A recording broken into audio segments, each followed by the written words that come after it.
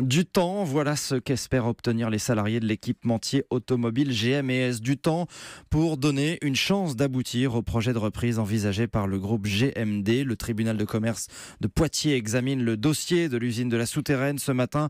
Il peut aussi décider d'une liquidation définitive car le projet n'est pas totalement bouclé. Le repreneur a posé certaines conditions. Pauline Jacot.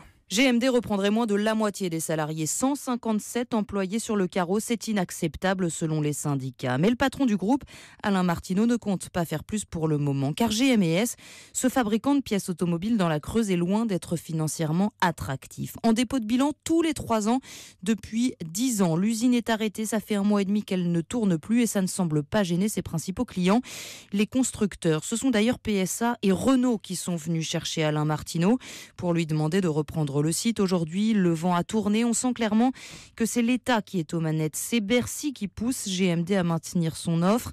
Le patron Alain Martineau n'en a pas franchement très envie. Il exige donc des contreparties, des investissements. 15 millions d'euros, ce qui n'est pas encore acquis. En l'état, pas question de reprendre le site. Aucune garantie de gagner de l'argent. Selon lui, il aimerait donc au moins ne pas en perdre.